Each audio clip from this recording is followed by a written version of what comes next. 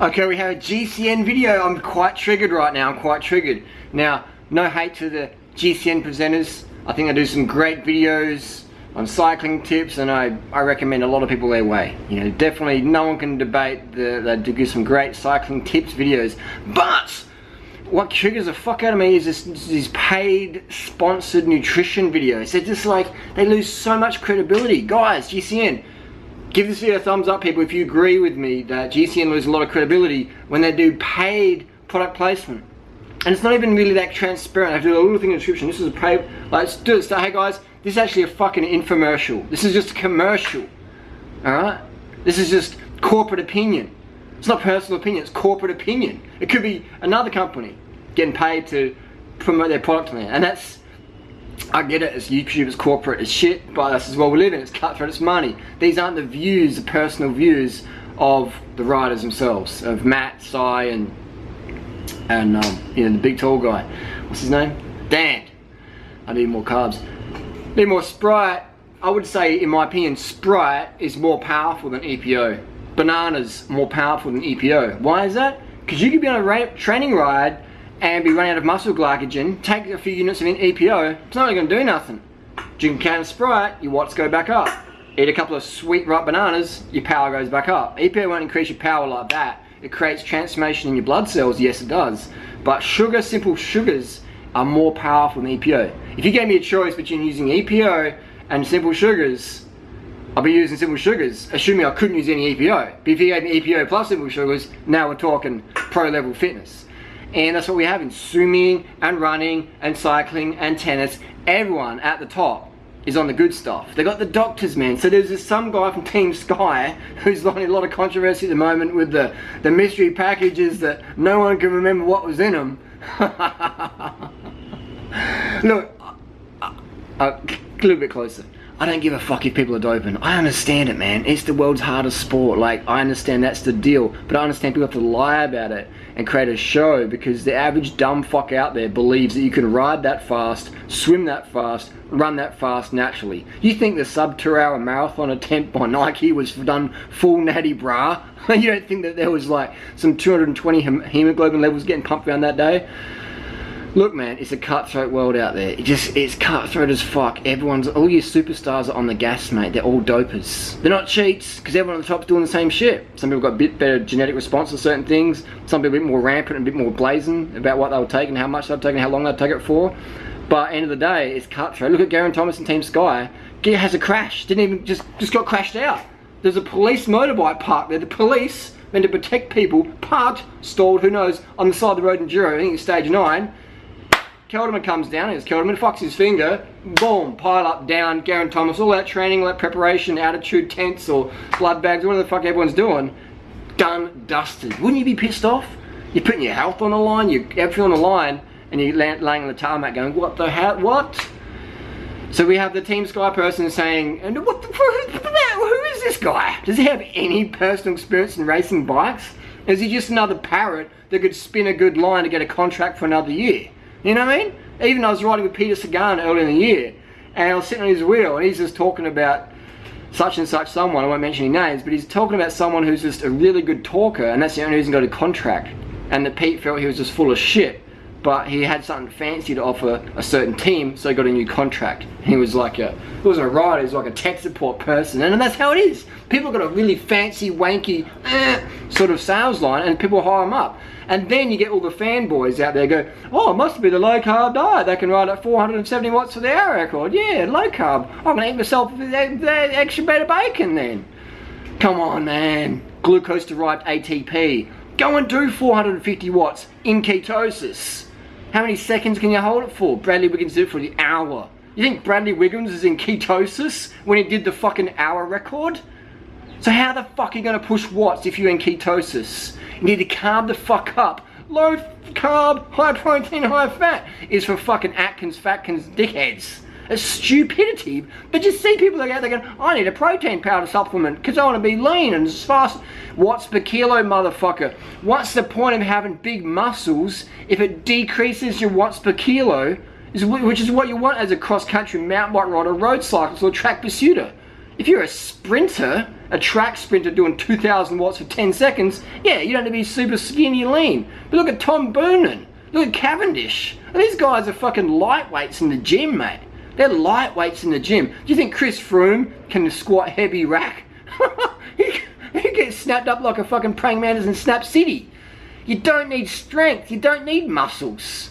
What do you think there's so much corticosteroid abuse? What do you think these guys are like borderline underweight? Even ask Chris Bourbon. You have to be clinically underweight to be a good Tour de France rider. Look at these sprinters in real life. In real life, when they're in peak form, they're like this, man. It's not muscle. You don't need muscle to ride a bike fast. You need motherfucking blood volume. And there's this joker from Team Sky, forget what he's, we'll call him Mr. I don't know nothing. And Mr. I don't know nothing says that vitamins and minerals don't improve performance. It says they help with the immune system. Excuse me, so iron injections and B12 injections, which are used by all the top level pros, everyone's doing the fucking iron sucrose, the ferronic sucrose injections, man, at the top. If you're not doing iron injections, like, how are you going to get a big blood volume? And do you think blood volume doesn't improve performance? So this guy is just dribbling shit. Vitamins and minerals don't improve performance. Maybe they help with the immune system. No, they directly contribute to blood volume, B12 and iron. If you're not injecting those into your body in high doses, then you're never going to be levels that you should be, that you could be. Do you know how much what Steve's dudes are pushing, man? After 3 weeks of racing, like, it's that's what I mean. Like, if you don't have a power meter, you got no fucking idea. Like, try and hold 6 watts per kilo for half an hour after 5 hours of racing, after 3 weeks of racing, and that will give you an insight to what it takes to win. To have the fitness level, not the skill or the luck or the tactics, or no, just the pure fitness level to be a contender potentially in today's Tour de France, Tour of Spain, Tour of Italy.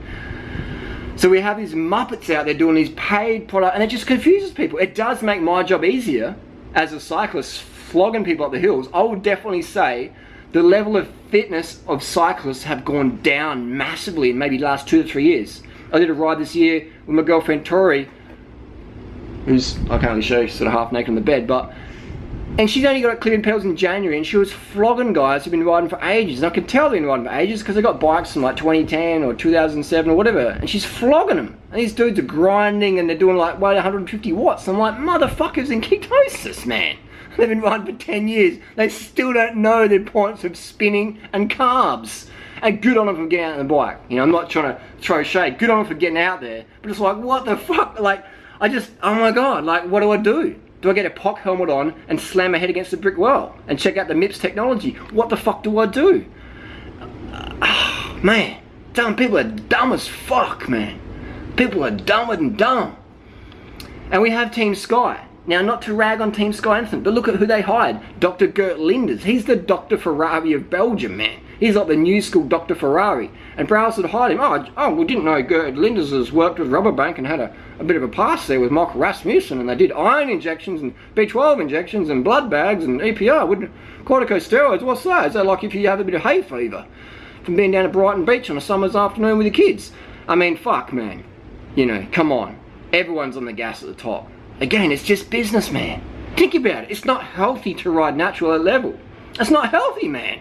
If you're doing big Ks in the Tour de France and the stress, your T levels are going to drop down. You need to get on testosterone for your immune system. You need to take corticosteroids for your cortisol and stuff. You need to take iron injections and B12 shots and certain other hormones to recover. You need to do blood bags. It's not healthy to push your body that hard naturally. Do you know how much stress a natural athlete would go under trying to keep up with enhanced athletes at that level? It's just not healthy for you.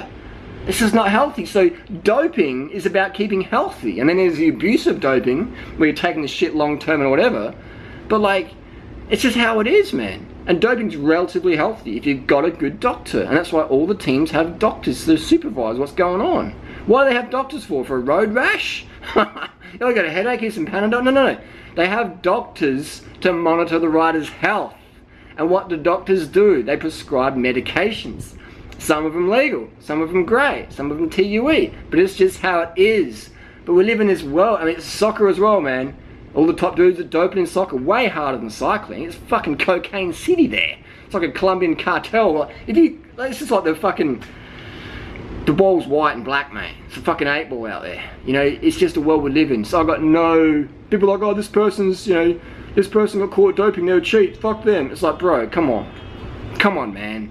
You love the champions. You love a good animated race. You want to see motherfuckers snapping bottom brackets out of their fucking Super 6s, hitting it at fucking 1,000 watts. That attack, just snapping that BB, the BB30A, just strip the fuck out of that frame. You want to see that. And that shit ain't happening, man, unless you're on some serious fucking hot sauce. You know? Pantani, man. We love to see that shit. That dude was juiced to the fucking gills with incredible talent. But without the juice, he would have been a domestic at best. It's just the world we live in, man. There's people betting on races. There's mafia connections. It's just the world we live in, man. It's not just cycling. It's every fucking sport. The soccer, the swimming, the tennis, the rugby, everything. MMA, UFC, everything, man. It's a cutthroat world. If you don't dope, you will not cope. If you want to be a big name pro in any sport, and you want to do it clean and natural, you got no fucking chance, man. You might get a contract, but you're not going to get the respect of your peers. Because they'll be like, bro, I'm a professional, I dope. I'm willing to put it all on the fucking line for the win. And professional sport is just aggressive exercise funded by money to make more money. You are a machine. You are a robot. Your job is to fucking perform. So why the fuck wouldn't you take stuff that helps your performance?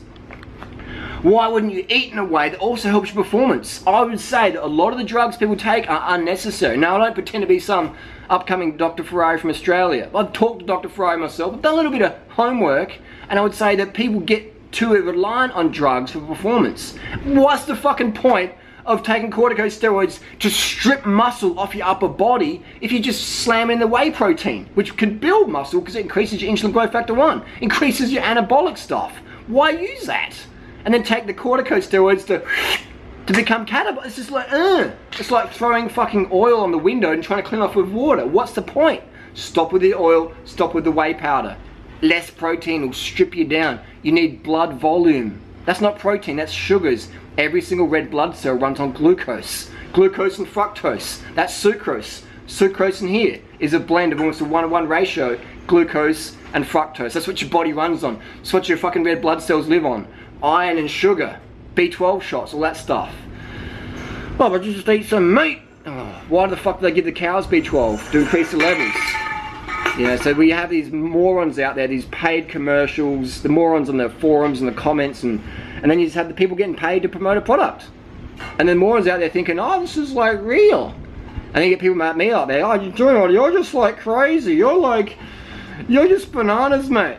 I am fucking bananas, bro, but what the shit I spew is fucking legit and it's real. You give me any motherfucker, you give me 2 fat cunts off the street, you give one of that fucking Team Sky coach or doctor, whatever, not the doctor, the nutritionist guru or whatever, Mr. fucking whey protein, you give one to him, you give one to me, 2 fat twins, let's get 4, male and female. Give me 2 males and 1 male, female, 1 for him.